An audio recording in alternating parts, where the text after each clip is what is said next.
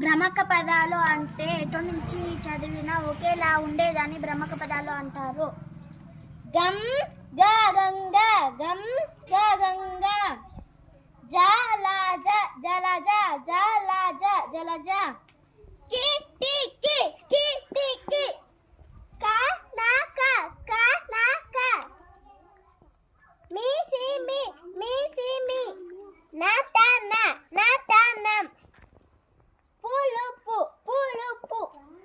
వికట కవి వికట కవి, త్రినేత్రి త్రినేత్రి, కు నుకు కు నుకు, టమోట టమోట, క ను క క ను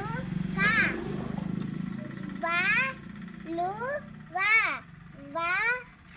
లు వ, స మో స, కాలక కాలక,